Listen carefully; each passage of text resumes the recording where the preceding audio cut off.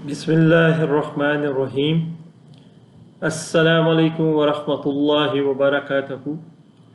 मेरा नाम homeopathic doctor Mohammad Khurram है और ये वीडियोस मैं सिर्फ होम्योपैथिक डॉक्टर्स और होम्योपैथिक स्टूडेंट्स के लिए एजुकेशन की पर्पस की नीयत से बना रहा हूँ। जैसे कि आपको पता है केस टेकिंग का सिलसिला जारी है, उसमें मुख्तलिफ पिलर्स को हमने डिस्कस किया। फिर पेशेंट आता है, उसमें क्या क्या चीज़ें आपने देखनी है। आज इस वीडियो का उन्वान है केस टेकिंग स्लोनेस इन होम्योपैथिक। स्लोनेस के मायने थोड़े से मैं आपको बता दूं कि जैसे आपके पास जब पेशेंट आता है तो आप उससे जब सवाल करते हैं तो वो बहुत स्लो आपको जवाब देता है, ठीक है। और इसी तरह इस कंडीशन को, स्लोनेस को अगर आप समझेंगे तो स्लोनेस उसके खाने में भी होगी, उसके सोने में भी होगी, उसके बात करने के अंदाज में भी होगी, उसके सोचने के अंदाज में भी होगी, ठीक है ना, उसके चलने के अंदाज में भी होगी। तो ये जो स्लोनेस है ना, ये केस टेकिंग का एक बहुत बड़ा इम्पोर्टेंट पॉइंट है जिसको आपने नोट करना है। जैसे आपके पास पेशेंट आता है तो वो हाइपर एक्टिव होता है, जल्दबाज जिसको कहते हैं, वो जल्दबाज होता है, और ये पेशेंट बहुत सुस्त होता है। स्लोनेस को आप सुस्ती के साथ कंपेयर कर सकते हैं कि उसकी ज़िंदगी में सुस्ती होती है और मुख्तलिफ़ औकात में होती है, मुख्तलिफ़ चीज़ों में होती है। ये आपने पेशेंट से पूछना है कि आपकी ज़िंदगी में स्लोनेस कब होती है, और आपने उससे एग्जैक्ट पॉइंट लेना है। अगर आपको उसका एग्जैक्ट पॉइंट मिल गया तो आप स्लोनेस में बहुत सारी रेमेडीज़ आती हैं और उसको आप डिस्कस कर सकते हैं।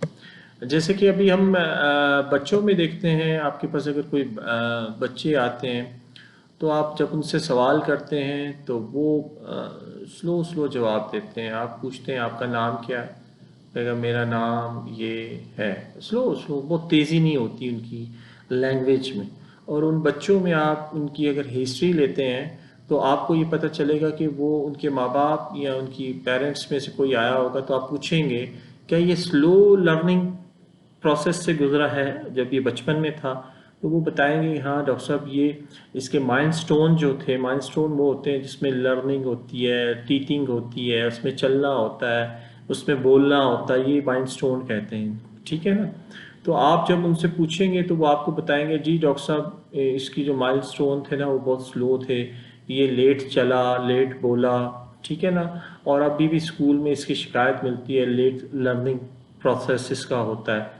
तो आपने इसमें जब आप कंप्लीट प्रॉपर्टी में रूब्रिक अगर आपको मिल जाती है, ये पॉइंट मिल जाता है, किसी पेशेंट में मिल जाता है, बड़े में भी इवन मिल जाता है, जब आप बड़े से पूछते हैं तो वो आपको स्लो जवाब दे रहा होता है, तो आप उसकी जब बचपन की हिस्ट्री लें तो आपको पता चलेगा स्लो लर्निंग प्रोसेस से गुजरा हुआ। तो उसमें आप कंप्लीट प्रॉपर्टी में जब जाएंगे तो talk slow let learning to, ये एक रूब्रिक आती है। तो इसके अगर मायने में जाए तो उसमें मायने ये है कि स्लो बोलता है, बोलने में भी स्लो होता है बंदा, और लर्निंग में भी स्लो होता है। आपके सवाल को समझने में उसको प्रॉब्लम होती, सोचता है, फिर देखता है, फिर बोलता है, फिर जवाब देता है, आप हैरान हो जाते हैं जवाब क्यों नहीं रहा है। तो उसमें 36 मेडिसिन आती हैं। और अगर हम 4 नंबर की मेडिसिन में जाएंगे तो एग्रेस एक मेडिसिन है, ठीक है, और खलखिरिया कार्ब एक मेडिसिन है, 4 नंबर में जा रही है। और नेट्राम्योर भी एक ऐसी मेडिसिन है जिसमें लर्निंग स्लो होती है, बोलने में किसी को प्रॉब्लम होती है, तो उसमें ये 4 नंबर में ऊपर जाती हैं। और अगर आप उसमें 3 नंबर में देखना चाहते हैं कि डॉक्टर साहब 3 नंबर में कौन सी मेडिसिन हैं, तो प्रेटाकार्ब आती हैं, कॉस्टिकम आती है, खिलखिरिया फास एक बहुत बड़ी मेडिसिन है, ये 3 नंबर में आती है, फास्फोरस आती है, ठीक है ना, और तूजा आती है। ये वो मेडिसिन हैं जो बड़ी बड़ी हैं। इसमें आप अपने पेशेंट को मैं एक नंबर डिस्कस इसमें इसलिए नहीं कर रहा, तो एक नंबर में बहुत सारी मेडिसिन होगी, तो आप इसमें अपने पेशेंट्स की रूब्रिक लगा सकते हैं और आप आगे जा सकते हैं। फिर अक्सर पेशेंट आपको कहता है डॉक्टर साहब मैं सारा दिन ठीक रहता हूँ, लेकिन मैं जब खाना खा लेता हूँ, मैं ईटिंग खाना खा लेता हूँ या कोई चीज़ खा लेता हूँ, पेट भर जाता है मेरा, तो मेरे अंदर स्लोनेस आ जाती है, सुस्ती होना शुरू हो जाती है। ये आप पेशेंट से पूछ सकते हैं कि जी आपको सुस्ती कब होती है। आप जब उससे बात करेंगे तो आप देखेंगे कि वो स्लो स्लो बात कर रहा होगा, तो आप उससे इस रूब्रिक को अप्लाई कर सकते हैं। वो जब अगर कहेगा जी मैं खाना खाता हूँ तो मेरा दिल करता है मैं लेट जाऊँ या सुस्त हो जाता है वो, तो उसमें कंप्लीट रेपर्टी में आप जाएंगे तो माइंड चैप्टर में जब आगे जाएंगे तो स्लोनेस ईटिंग आफ्टर एक रूब्रिक आती है, उसमें 12 मेडिसिन आती हैं। और अगर बड़ी मेडिसिन में जाए जो 3 नंबर में, वो है फास्फोरस। फास्फोरस को जब वो खाना खा लेता है तो स्लो होने शुरू हो जाता है, ठीक है ना। फिर अगर आप 2 नंबर में चले जाते हैं, एंटियम क्रूड एक मेडिसिन है, सीपिया है, ठीक है, लैक्सिस को भी यही प्रॉब्लम होती है, चाइना को होती है और तूजा को होती है। ये भी आपने नोट करनी है इन मेडिसिन को। फिर आप पेशेंट से पूछते हैं, अब आप अक्सर आपके पास पेशेंट आते हैं तो कहते हैं हमारे दिमाग में ना डॉक्टर साहब हमारी मेमोरी जो है ना वो बहुत स्लो है, थॉट्स जो है ना, आइडियाज जो हमारी मेमोरीज में आते हैं बड़े स्लो आते हैं। हम सोचते रहते हैं, एक आइडिया आता है फिर गुजर जाता है, फिर दूसरा आता है। कई लोग ऐसे होते हैं कि कहते हैं हमारे दिमाग बहुत तेज चलता है, वो हाइपर एक्टिव होते हैं। वो पेशेंट्स देखेंगे कि उनके दिमाग में आइडिया एक आता है, दूसरा तैयार होता है, तीसरा आता है। इन पेशेंट्स में आइडिया आते ही नहीं, स्लो होते हैं, लर्निंग प्रोसेस कम होता है, इनका सोचने की सलाहियत कम होती है। तो आप बोरिक रेपर्टी में अगर चले जाएंगे तो माइंड चैप्टर में आपको मेमोरी, थॉट्स, स्लो, ये एक रूब्रिक मिलेगी। तो 12 मेडिसिन आपको मिलेंगी इसमें। तो इसमें अगर हम 3 नंबर की मेडिसिन में जाए ना, इसमें फास्फोरस है, फास्फोरिक एसिड है, कल के कार्बोवेज है, ठीक है ना। ये स्लो होते हैं, इनकी मेमोरी स्लो होती है। फिर अगर आप 2 नंबर में चले जाएंगे तो मेड्रोनम एक मेडिसिन है, वो उसकी मेमोरी भी स्लो होती है, लाइकोपोडियम की भी स्लो होती है, स्लो थॉट्स स्लो आते हैं, ठीक है। अर्जेंटम हो गया, ओपीएम हो गया, तूजा हो गया, ये 2 नंबर में आते हैं अगर आप इसको 2 नंबर्स में अपील करें तो। फिर एक बोरिक में ही अगर आप चले जाएं तो माइंड रूब्रिक में टेलिनियम स्लो आंसरिंग रिप्लेस, ये मतलब वो आंसरिंग आपको वो स्लो देगा, इसके मायने ये कि वो बहुत स्लो स्लो आपको आंसर देगा। तो उसमें एक जो बड़ी मेडिसिन है हेलीबोरस, ये 3 नंबर लेके आगे आती है। फिर फास्फोरिक एसिड आती है 3 नंबर लेके। अगर आप चाहते हैं कि जी 2 नंबर में भी पता चले तो हायोसेमिस है, ये भी 2 नंबर लेके आती है। फास्फोरस हो गया, आर्निका हो गई, सल्फर हो गया, ये 2 नंबर लेके आगे आती है। आंसर बहुत स्लोली देता है आपको, ये जो भी पेशेंट होता है इसका आंसर देने का अंदाज होता है ना बहुत स्लो होता है। फिर आप अगर कंप्लीट रेपर्टी में चले जाते हैं माइंड चैप्टर में तो आप देखेंगे कि स्लोनेस ओल्ड पीपल जो होते हैं, ओल्ड पीपल इन 7 मेडिसिन आती हैं इनमें। और वो जो बूढ़े आपके पास लोग आते हैं, ओल्ड एजेस के लोग आते हैं और वो कहते हैं हमारे अंदर सुस्ती आ गई, स्लोनेस आ गई, हम एक्टिव थे, अभी हमें कुछ समझ ही नहीं आती, ना हम कोई काम कर सकते हैं ना हम सोच सकते हैं। तो उसमें बड़ी मेडिसिन में वही हेलीबोरस 3 नंबर लेके आगे आती है, फास्फोरस आती है 3 नंबर लेके, ठीक है। और अगर आप 4 नंबर की, इसमें एक ही मेडिसिन आती है 4 नंबर में, वो है कोनियम। कोनियम एक मेडिसिन है जो 4 नंबर लेके आगे आती है, इसको भी आप देख सकते हैं।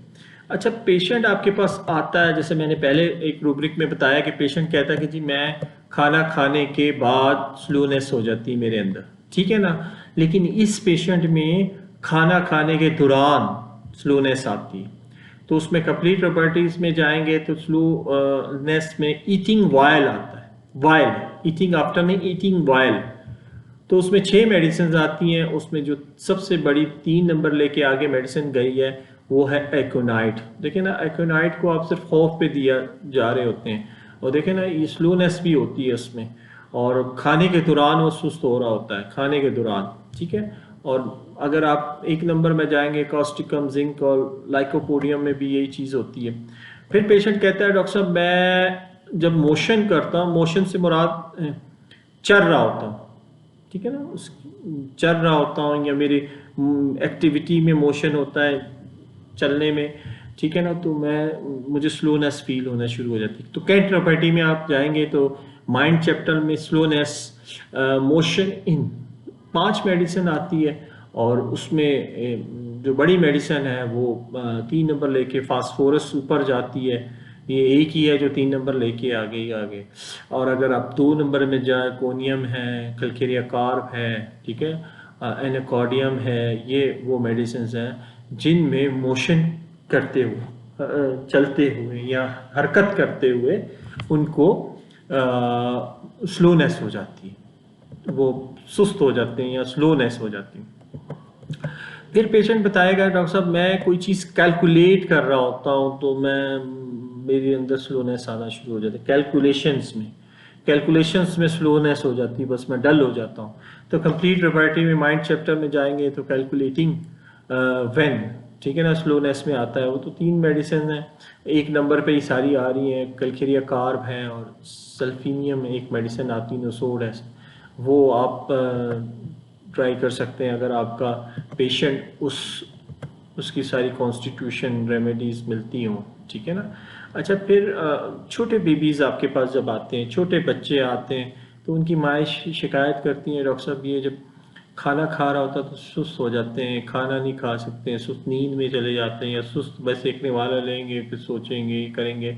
तो उसमें माइंड चैप्टर में अगर कंप्लीट रेपर्टरी में आप चाहेंगे तो स्लोनेस ईटिंग वाइल बेबीज इन, ठीक है ना, बेबीज इन 4 मेडिसिन आती हैं, लाइकोपोडियम आती है, जिंकम आती है, ठीक है, हाइपर सल्फ आती है और कॉस्टिकम होती है। ये 4 मेडिसिन हैं जो 1 नंबर लेके आगे आती है। अगर बेबीज़ में आपको ये चीज़ फील हो तो आपने उनको जो है ये करना है। फिर कुछ टाइमिंग होती है कई लोगों की कि वो सारा दिन ठीक रहते हैं, लेकिन वो एक वक्त ऐसा आता है जिसमें वो सुस्त होने शुरू हो जाते हैं या स्लो होना शुरू हो जाते हैं।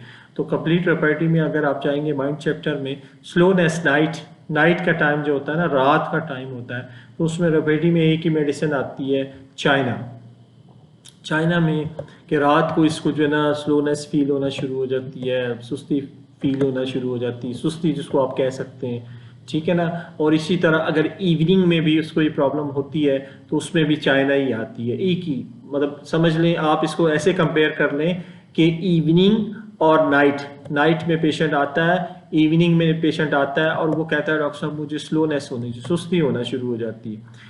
फिर पेशेंट आपके पास आता है और कहता है डॉक्टर साहब जब दोपहर होती है ना, 4 नून का टाइम होता है, दोपहर का टाइम होता है, मैं सुस्त होना शुरू हो जाता है, स्लोनेस होना शुरू हो जाती है। तो माइंड चैप्टर में अगर आप चाहेंगे तो एक ही आपको रेमेडी मिलेगी जिसको कहते हैं नेट्रोम्योर। ये आप जब पूरी केस टेकिंग कर रहे होते हैं तो कॉन्स्टिट्यूशन रेमेडीज़ में कई जगह पे आप फंस जाते हैं, बहुत सारी मेडिसिन आपस में कंपटीशन स्टार्ट हो जाता है, 2 मेडिसिन चल रही होती हैं, तो फिर ये जो रेपर्टीज में एक रूब्रिक जो होती है और उस पर एक ही मेडिसिन आ रही होती है, ये डिसाइड करती है कि आपकी मेडिसिन कौन सी है। अगर ये रूब्रिक आपकी एग्जैक्ट पेशेंट में मिल जाए तो आप बहुत आसानी से उसकी एक्चुअल जो उसकी कॉन्स्टिट्यूशन रेमेडी उस तक पहुंच सकते हैं, ठीक है ना। तो ये दोपहर के टाइम जो है ना पेशेंट को बड़ा मसला होता है, वो बहुत सुस्त हो जाता है, उसका दिल करता है कि मैं जो है ना सो जाऊं, या मैं बस दोपहर का टाइम मेरे लिए ऐसा होता है कि बस मैं काम नहीं कर सकता, ठीक है ना। फिर आप देखेंगे कि एक पेशेंट होता है, उससे आप सवाल करते हैं तो वो आंसर बहुत स्लो देता है और करेक्टली आंसर देता है, ठीक है ना। ये चीज़ याद रखें, पेशेंट आएगा जो स्लोनेस जिसमें होगी, जिसको मेंटली तौर पे थोड़ा सा वीक होगा, तो वो कभी कभी आपका जवाब गलत देगा, लेकिन ये पेशेंट पहले सोचेगा, स्लो आपको आंसर देगा, लेकिन इसका आंसर जो होगा वो करेक्ट होगा। इसमें भी एक ही रूब्रिक आती है, रॉकस्टॉक एक मेडिसिन आती है, ये इसमें आपको मिल जाएगी और आप देखेंगे कि पेशेंट जो है ना बिल्कुल स्लो आपको जवाब देता है और वो सही देता है। तो एक छोटी सी वीडियो बनाई मैंने, कहा चलें ये स्लोनेस पे एक वीडियो बने ताकि आपकी केस टेकिंग में और हिस्से जुड़ते रहें और आप इसको एक पूरा पैटर्न बनाएं और पूरा अपने पास नोट करें, और इसके हिसाब से फिर आप केस टेकिंग करेंगे तो इंशाल्लाह आप देखेंगे कि आपकी केस टेकिंग में नाकामी नहीं होगी और एग्जैक्ट मेडिसिन की तरफ आप जाएंगे। आपको इस चीज़ पे शक नहीं होगा कि कोई पिलर रह गया केस टेकिंग का। तो इसको टाइम लगेगा आपको सीखने में, इसको सीखें और इस पे अबूर हासिल करें, इसको प्रैक्टिस करते जाएं अपने पेशेंट्स पे, और फिर फिंगर टिप्स पे आपको ये चीज़ें याद हो जाएंगी इंशाल्लाह ताला। लेकिन मेहनत शर्त है। चलें ये दुआ करें अल्लाह ताला हम सब के दोनों जहान बना के रखे और आफियत वाला मामला करे, और जो बेहतर है वो नसीब करे, जो नहीं है वो दूर कर दे। आमीन। अल्लाह हाफिज़।